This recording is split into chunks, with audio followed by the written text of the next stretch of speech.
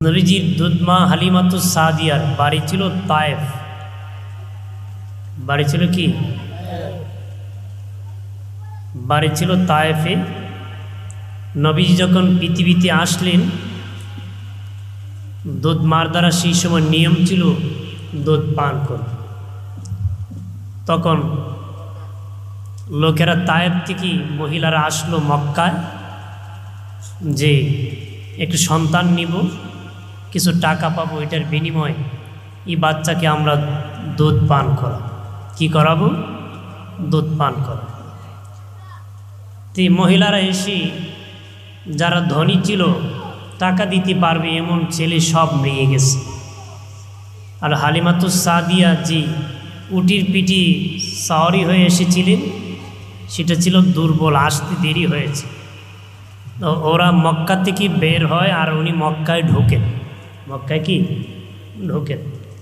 তারা গিয়া লাভ নাই, শুধু একটা বাচ্চা আছে যে এতিম, বাবা নাই, গিয়া কোনো লাভ নাই, গিয়ে কি করবা? তে হালিমাতুস সাদিয়া বলতেছে মনে মনে, গিয়ে তো লাভ হবে না, কারণ পয়সা তো পাবো না। কিন্তু তার স্বামী ছিল একটু দয়ালু বেশি। উনি খারাপ না, এটা না, তার স্বামী একটু বেশি দয়ালু ছিল। বললো চলো না, যেহেতু এসে গিয়েছি, বাচ্চাটাকে দেখে যাই, ছেলেটাকে দেখে যাই। চলে গেল। খাজা আব্দুল মুত্তালিব সামনে দাঁড়িয়ে আছে। বলেন আমার একটা নাতি আছে, তুমি দেখে যাও, নিও আর না নেও, অন্যরা দেখতে আসে নাই, অন্তত পক্ষ তুমি একটু দেখে যাও। কন্যা সুবহানাল্লাহ। ঘরের ভিতর তো পুরুষ মানুষ কেউ নাই। তা হালিমাতুস সাদিয়ার সন্তান ছিলেন আরেকজন, নাম ছিল আব্দুল্লাহ। নাম ছিল কি? আব্দুল্লাহ। তার স্বামীকে বলল, তুমি আব্দুল্লাহকে নিয়ে দাঁড়াও বাহিরে, আমি ভিতরে গিয়ে সন্তান দেখে আসি। ভিতরে যখন প্রবেশ করেছি, বাবাজি দেখি পূর্ণিমার চাঁদের চেয়ে সুন্দর একজন সন্তান কোলে আছে, কোল মোবারকে আছে। সে দেখে তার মন ভরে গেছে। মন কি? মনে মনে বলে, টাকা দেখ বা নাই দেখ, এই ছেলে আমি নিয়ে নিব, কারণ এইরকম সন্তান জীবনে দেখি নাই। এরকম সন্তান জীবনে দেখি নাই, নিয়ে নিব। আমার নবী কেমন ছিলেন বাবাজি? নবীজি যখন বেহেশতি হাসি হাসতেন, বাবাজি মুখ থেকে নূর বের হয়ে যেত, শাম দেশের প্রাসাদগুলা পর্যন্ত আলোকিত হয়ে যেত, আলোকিত হয়ে যেত। আম্মাজান আয়েশা বলেন, আমার নবী যখন হুজরা আসতো, আমার ঘরের বাতি আমি নিভিয়ে দিতাম। মহিলারা বলেছিল, আমরা বাতি জ্বালাই স্বামী আসলে। মা আয়েশা কয়, আমি বাতি নিবাই। কন্যা সুবহানাল্লাহ। কেন নিবাই দি জানুনি? আমার নূরের নবী রাহমাতুল লিল আলামিন, আমি আয়েশার হুজরায় যখন প্রবেশ করি, আমি আয়েশার ঘরটা আলোকিত হয়ে যায়। ছোট্ট সুই যদি নিচে পড়ে যায়, সেটাও আমি আয়েশা দেখতে পাই। আম্মাজান আয়েশারও বলেন, এর পৃথিবীর মানুষ, সকালবেলা একটা সূর্য উদিত হয় পূর্ব আকাশে, উদিত হয়। আমি আয়েশারও একটা সূর্য আছে, যেটা এশারের নামাজের পরে আমি আয়েশার ঘরে উদিত হয়। সেই সূর্য হলেন আমার নূরের নবী। আমি আয়েশার ঘরে উদিত হন, আমার ঘরটা আলোকিত হয়ে যায়। কন্যা সুবহানাল্লাহ। হালিমাতুস সাদিয়া বললেন, মা আমেনাকে ডেকে বললেন, এত সুন্দর সন্তান জীবনে দেখি নাই। মা আমেনা বলেন, আমিও জীবনে দেখি নাই এমন সন্তান, দেখি নাই। কারণ দুনিয়ার সন্তান মায়ের পেটে থাকলে মায়ের পেট উঁচু হয়। মা আমেনা বললেন, হালিমা, আমার পেটে কিন্তু উঁচু হয় নাই। মা আমেনা বলেন, মায়ের বড় কষ্ট হয়, প্রসব যন্ত্রণা হয়, আমি আমেনা একটু টের পাই নাই। দুনিয়ার সন্তান নার কাটতে হয়, আমার বাবা মোহাম্মদ নার কাটা অবস্থায় এসেছে, খতনা করতে হয়, খতনা অবস্থায় আসছে। দুনিয়ার সন্তান ওয়াহা করি, কান্না করি, আমার বাবা মোহাম্মদ উম্মতি বলে কান্না করেছি, এমন দেখি নাই, এমন সুন্দর সন্তান দেখি নাই। আল্লাহ বলেন জিবরিল আমিন আসিয়া কয়, আমেনা তুমি তো দেখো নাই, তুমি তো বেশি দেখো নাই, আমি জিবরিলকে আল্লাহ বহু আগে সৃষ্টি করেছিলেন মা আমেনা গো। আমি জিবরিল তামাম দুনিয়া ঘুরেছি, ওই নবী রাহমাতাল লিল আলামিনের চেয়ে সুন্দর কোনো পুরুষ দেখি নাই, সুন্দর কোনো সন্তান। আর আল্লাহ বলেন জিবরিল তুমি দেখবা কেমনে দেখবা, আমি আল্লাহ আমার হাবিবের চেয়ে সুন্দর করে আর কাউরে বানাই নাই, আমার হাবিবের চেয়ে সুন্দর করে আর কাউরে বানাই নাই। সুবহানাল্লাহ। নবীজি কেমন সুন্দর ছিলেন। হযরতে আনাস রাদিয়াল্লাহু তাআলা আনহু দাওয়াত করে নিয়েছেন হযরতে আনাস রাদিয়াল্লাহু তাআলা আনহুর বাড়িতে। আনাসের মা একবার পূর্ণিমার চাঁদের দিকে তাকায়, আর একবার নূরের নবী নূরের চেহারার দিকে তাকায়, একবার পূর্ণিমার চাঁদের দিকে তাকায়, আর একবার নবীর নূরের চেহারার দিকে তাকায়। আনাস রাদিয়াল্লাহু তাআলা আনহু বলেন, মা একবার পূর্ণিমার চাঁদের দিকে তাকান, আরেকবার নূরের নবী নূরের চেহারার দিকে বারবার কেন তাকাইতেছো? আনাস রাদিয়াল্লাহু তাআলা নূর মা ডেকে বলে, বাবারে আল্লাহর কসম কে বলি, তোমার নূরের নবীর নূরের চেহারার দিকে তাকাইছি, পূর্ণিমার চাঁদের দিকে তাকাইছি, আল্লাহর কসম কে বলি পূর্ণিমার চাঁদে কলঙ্কের দাগ দেখতে পেয়েছি, কিন্তু আল্লাহর হাবিবের চেহারায় কোনো কলঙ্কের দাগ নাই। ভাইরা আমার খেয়াল করেন ভালো করে, হালিমাতুস সাদিয়া রাদিয়াল্লাহু তাআলা আনহা আল্লাহ নবীকে কুলে নিয়ে গেলেন। বাবাজি উনি বলেন, আমার উট ছিল দুর্বল, উট ছিল অনেক দুর্বল ছিল। আমি নবী মুহাম্মদ সাল্লাল্লাহু আলাইহি ওয়াসাল্লামকে কোলে নিয়ে যখন পিঠে যখন বসাইলাম সবার পিছনে, অর্থাৎ আমি পিছনে আমার স্বামী, সামনে মধ্যখানে মুহাম্মদকে বসাইলাম, কিন্তু আমার উট জমিনে শুয়ে পড়ল, জমিন থেকে উট উঠতেছে না, আঘাত করলাম ওঠে না, উটের জবান খুলে গেল।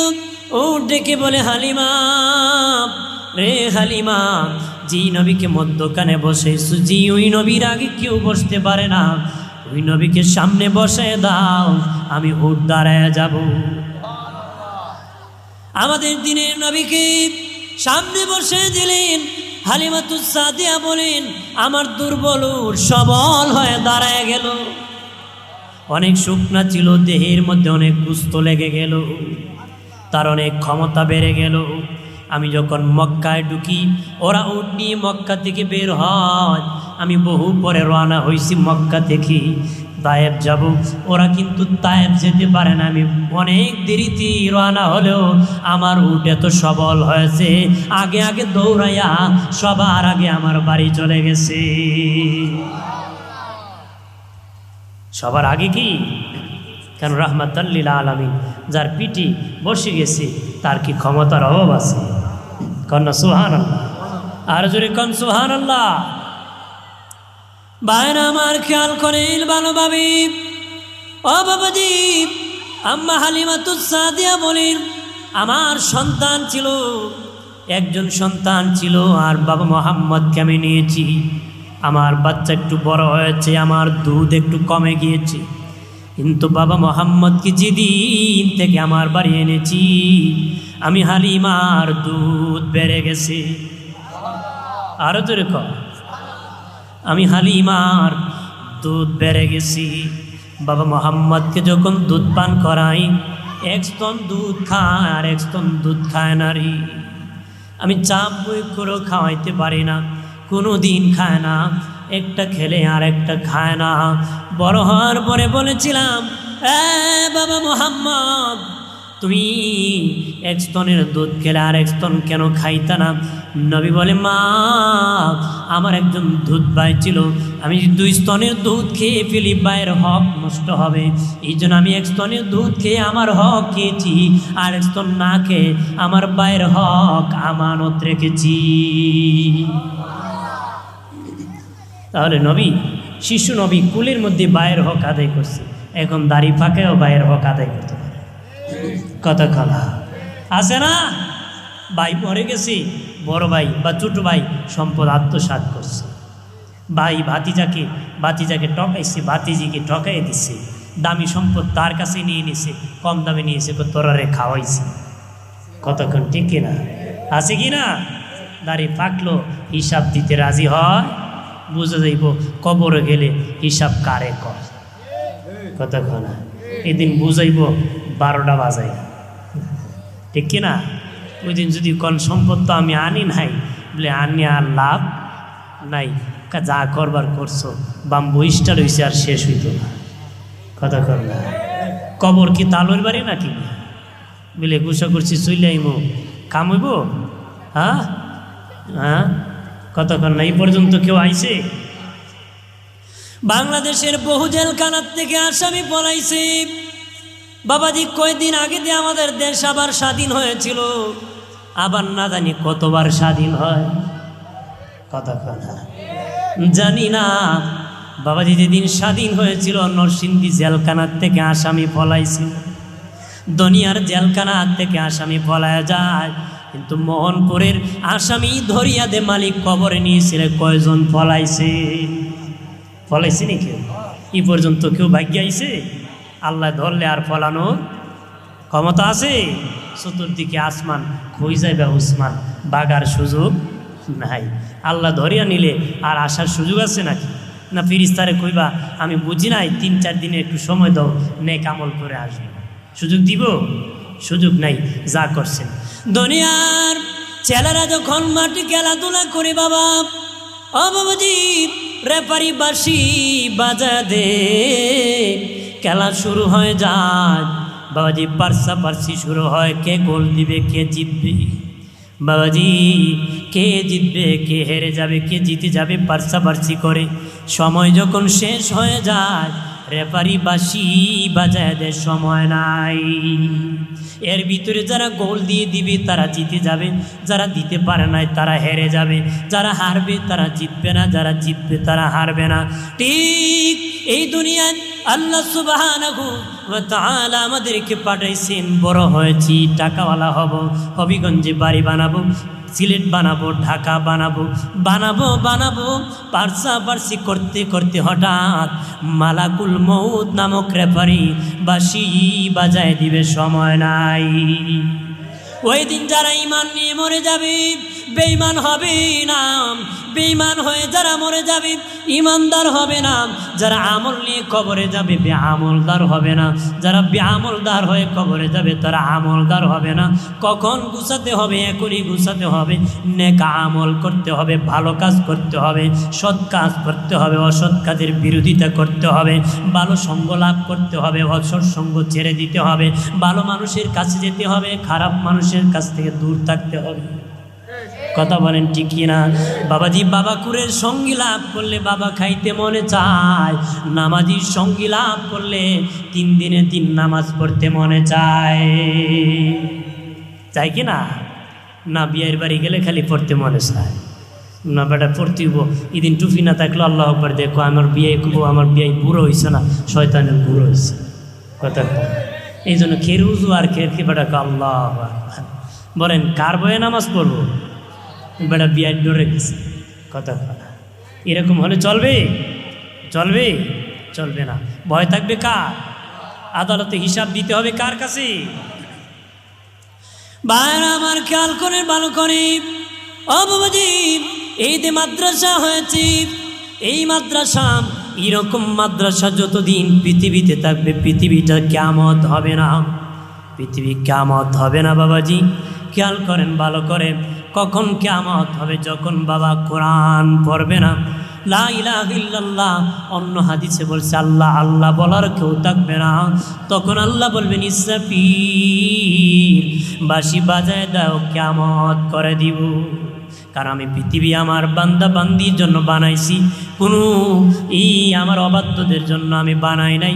আমাকে কেউ আল্লাহ বলার ডাকারও কেউ নাই, আমি কিয়ামত করে দিব। তার মানে বাবা আল্লাহকে ডাকার যখন কেউ থাকবে না, তার মানে এই সময় মাদ্রাসাও থাকবে না। কথা কোন ঠিক কিনা? বাবাজি একজন হাফিজুল কোরআন, কারিউল কোরআন, একজন হাফিজ সাহেব বাবাজি, এই মোহনপুরে যদি কোনো এমপি সাহেব আসে, মন্ত্রী সাহেব, প্রধানমন্ত্রী, রাষ্ট্রপতি, এলাকার কবরস্থানের পাশে গেলে কবরের আযাব মাফ হয়ে যাবে এমন কোনো কথা নাই বাবাজি। কিন্তু একজন হাফিজুল কুরআন, একজন কারিউল কুরআন যদি কোনো কবরস্থানের পাশে দিয়ে হেঁটে যায়, ওই কবরে 40 দিনের জন্য কবরখানা জান্নাতের বাগান হয়ে যায়, কবরে আযাব বন্ধ হয়ে যায়।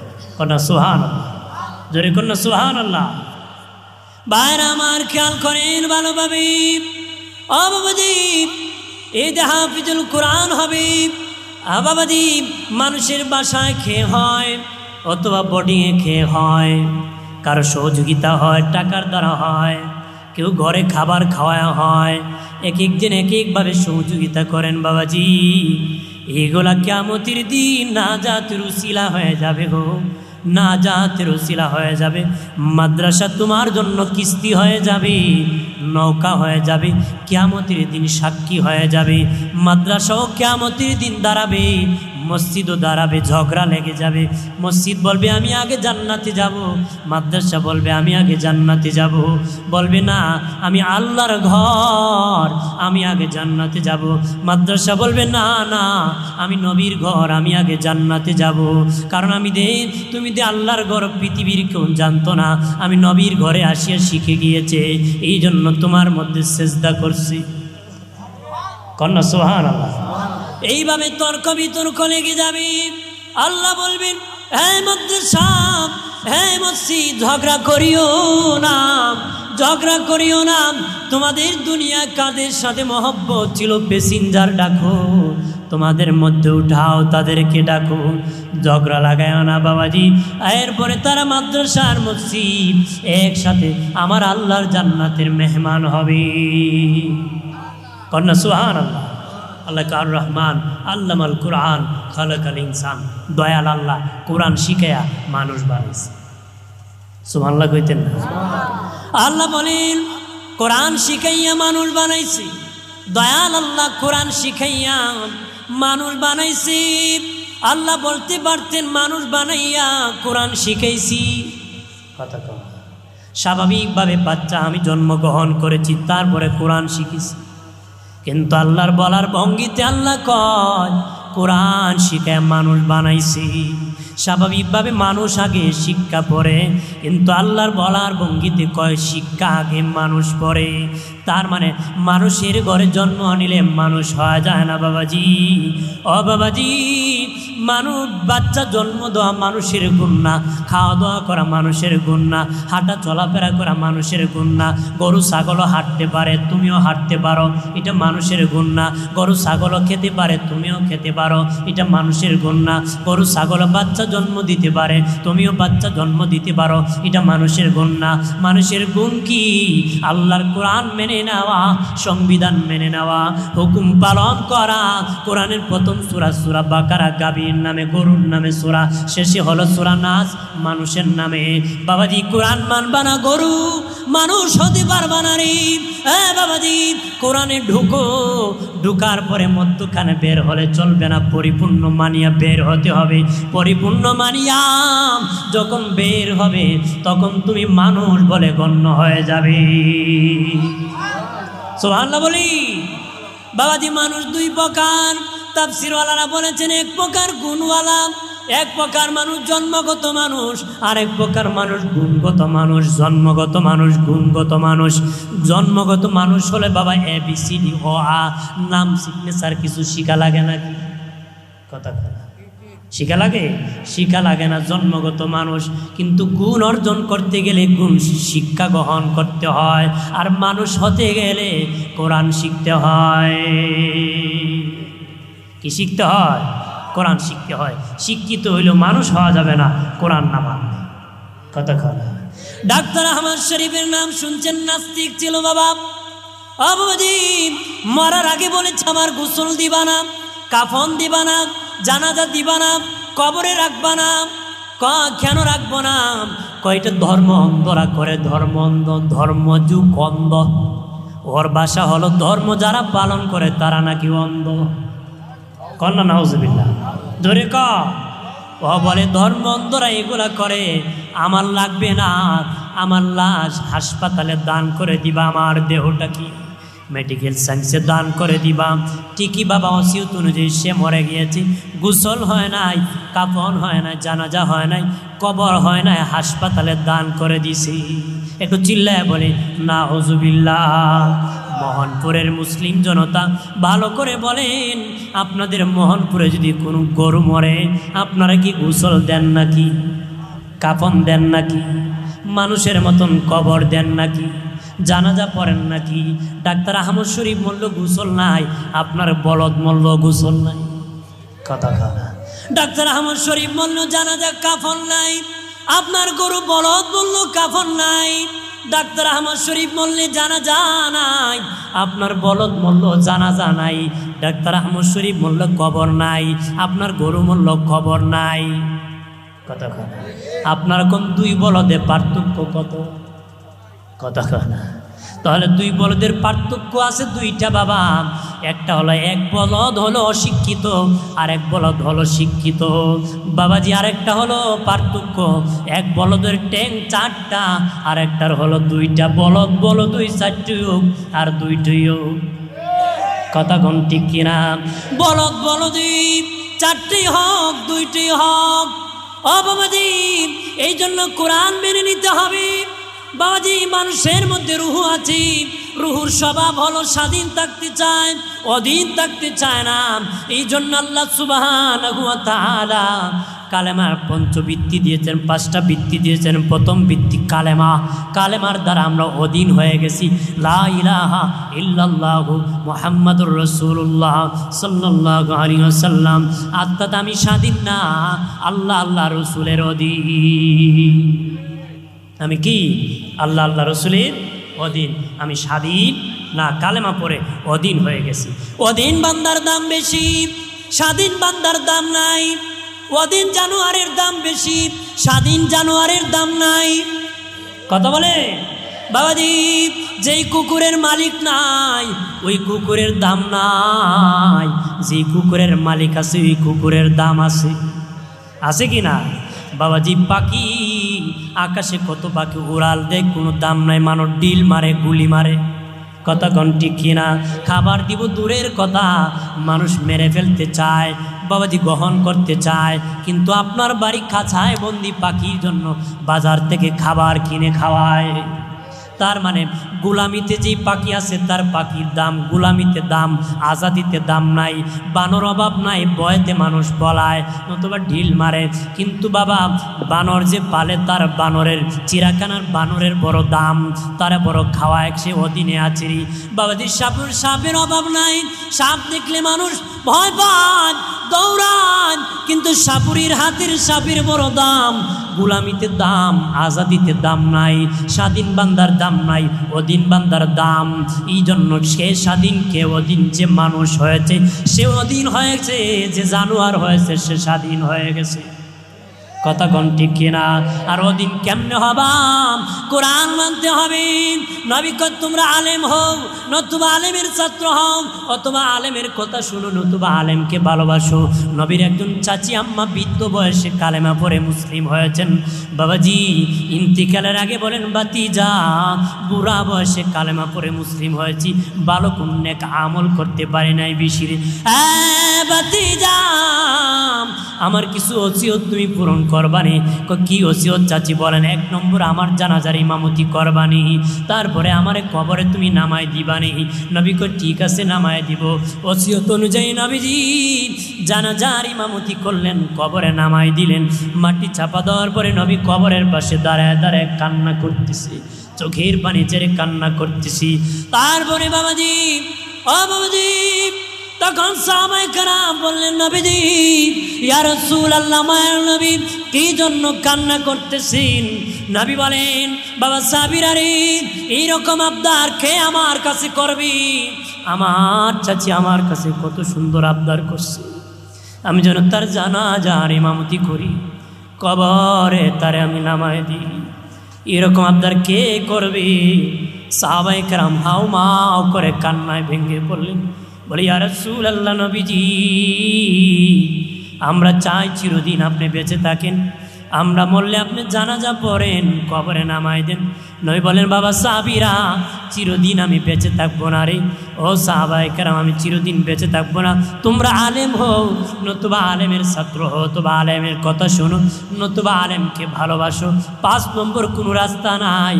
ওই 4 রাস্তার মধ্যে যে কোনো একটা রাস্তায় থাকলে আমার আল্লাহর জান্নাতের মেহমান হবারে। সুবহানাল্লাহ কইলে কি ভয় হয়? পুলিশ টুলিশ আইব নাকি? কথা না। হ্যাঁ, নির্বাচনের সময় তো আওয়াজ করছেন টিভি, হ্যাঁ, এই সময় গলা ফাটাই দিচ্ছেন, আমার ভাই তোমার ভাই। কথা নাই, তুফান নাই, বৃষ্টি নাই, নাকি? তো এখন তো আল্লাহর নামে একটু খরচ করে, কন্যা সুবহানাল্লাহ। আর জোরে বলি সুবহানাল্লাহ। মাঝে মধ্যে আওয়াজ দিলে শয়তান ফলায়। শয়তান কি? এখানে বহু লোক আছে 10-12 মিনিট পরে সিগারেট না খাইলে পেট ফুটবলের মতন ভুলই যায়। হে বেটার শয়তান ডাকতেছে, ভোটকান বইছত বাইর আয় একটা টান দে। কথা কথা। তো হে বেটারলে শয়তান ঘোরায়নি, ওই মাঝে মধ্যে আওয়াজ দিবেন, শয়তান ফলায় যাবে। কোন আল্লাহু আকবার, জোরে বলি ইয়া রাসূলুল্লাহ। আপনার ঘুম ভাঙছে, কথা কথা ভাঙছে কি না? মনোযোগ থাকতে হবে। মনোযোগ যদি না থাকি হবে, মনোযোগ না থাকলে এখানে বসেও ফায়দা হবে না। ফায়দা হবে মনোযোগ থাকতে। বাইরে আমার খেয়াল করে ভালো করে, আলেম হও, যিনি আলেম হলেন তিনিও কোরআন শিখে আলেম হলেন। আলেমের ছাত্র হও, ছাত্র হলো কোরআন শিখে। তার মানে কোরআনের সাথে সম্পর্ক। আপনারা আলেমের কথা শুনে আমল করেন, জান্নাতি। কথা কনা ঠিক কিনা? তার মানে এটাও কোরআনের সাথে সম্পর্ক। আলেমকে মোহাব্বত করেন, এটাও কোরআনের সাথে সম্পর্ক। জান্নাতের রাস্তা 4টা, 4টাই কোরআনের সাথে সম্পর্ক। 4টাই কোরআনের সাথে কি? 4টা কোরআনের সাথে সম্পর্ক বাবাজি। ও বাবাজি, এই জন্য মানুষ হতে গেলে কোরআন মেনে নিতে হবে। কোরআন তেলাওয়াত বেশি বেশি করে করবেন। নবী বলেন, ক্বালা রাসূলুল্লাহ সাল্লাল্লাহু আলাইহি ওয়াসাল্লাম, কাসরাতু যিকরিল মাউত ওয়া তিলাওয়াতিল কুরআন। নবী বলেন, বেশি বেশি করে মৌতের জিকির করো, মৌতের চিন্তা করো, আর বেশি বেশি করে কোরআন তেলাওয়াত করো। মৌতের চিন্তায় সুদখানার থেকে বাঁচাবে, ঘুষখানার থেকে বাঁচাবে, মিথ্যা মামলার থেকে বাঁচাবে, মিথ্যা সাক্ষীর থেকে বাঁচাবে, মিথ্যা বিচার থেকে বাঁচাবে, জিনার থেকে বাঁচাবে, পাল্লা ওজনে কম দেওয়ার থেকে বাঁচাবে, বাবাজি ধোঁকা দিয়া ব্যবসা করার থেকে বাঁচাবে, জেনার থেকে বাঁচাবে, এতিমের মাল খাওয়ার থেকে বাঁচাবে। মৌতের চিন্তায় বাবা মা বাবার বাধ্যগত সন্তান বানাবে। মৌতের চিন্তায় বাবা ইয়াবা মদ খাওয়ার থেকে বাঁচাবে। মৌতের চিন্তা জারি হওয়ার কারণে লোকটা ওলি আল্লাহ হয়ে যাবে। আর কোরআন তেলাওয়াতি ইমান বাড়ায় দিবে। ইমান কার ইমান কত বেড়েছে বাবাজি? ইমান কেমনে বাড়ে বাবাজি? দেখছি লোকটা বাঠি, সারা জীবন কোরআন পড়ছে, লম্বা হয় নাই। কথা কথা আছে কি না? দেখছি লোকটা হালকা, সারা জীবন ওই হালকা। বাড়ে কেমনে বাড়ে? ইমান বাড়ে কেমনে বাড়ে? লম্বায় বাড়বে না, গজ বাড়বে না, ইমানই শক্তি বাড়বে। কার ইমান কত বাড়ছে, কার ইমান কত শক্ত? যার জীবন যত গুণামুক্ত তার ইমান তত শক্ত। যার ইমান যত শক্ত তার জীবন তত গুণা মুক্ত। যার জীবন যত গুণামুক্ত তার ইমান তত কি শক্ত। বাইরে আমার মাদ্রাসায় বাচ্চা পড়াইতে মানুষ আগে বেশি বাবা চিন্তা করতো, এখন মানুষ একটু ধর্ম বুঝে বা একটু কি হয়েছে, আগে একটু কঠিন ছিল, এখন পড়ায়। কথা তবে বাবা মাইনাস করে জ্ঞানী লোক পড়াইতে চায় না। বাচ্চা 3টা আছে, একটা বেশি জ্ঞানী বাবা চাপাটার কয় বানাইমু উকিল, যেটা বেশি মেধা কয় ডাক্তার বানাইব, আর একটা ব্যাগ কল বাবার নাম বলতে পারে না কয় মোল্লা বানাইতো। কথা কয় না ঠিক না? এটা বাপের নাম কইতে পারে না কয় মোল্লা বানাইব। এই জন্য অতীত ইতিহাস টেনে দেখবেন বড় বড় আলেম দরিদ্র ফ্যামিলির থেকে হয়েছে। কারণ ধনী ফ্যামিলির জ্ঞানীটারে ডাক্তার বানাইছে, আলেম বানায়। ঠিক কিনা বলে? ঠিক কিনা? বাইরে আমার খেয়াল করে ভালো করে, মাদ্রাসায় পড়াইতে কি বনতা করবেন না বাবাজি। তোমার ছেলে ডাক্তার, সাকরাতের সময় তোমার জন্য বাবাজি কি আনবে জানেননি? সাকরাতের সময় ওষুধ আনবে, স্যালাইন লাগাবে। উকিল সাহেব উকালাতি করিয়া বাবা আঙ্গুর ফল আনবে, কিন্তু সাকরাতের যন্ত্রণা কমাতে পারবে না গো। কিন্তু তোমার ছেলে যদি কোরআন পড়তে জানে, মরণের সময় নবী বলেন সূরা ইয়াসিন যদি মৃত ব্যক্তির পাশে তেলাওয়াত করতে পারো, তার মরণ যন্ত্রণা হালকা হয়ে যাবে। মরণ যন্ত্রণা কি হবে? হালকা হয়ে যাবে।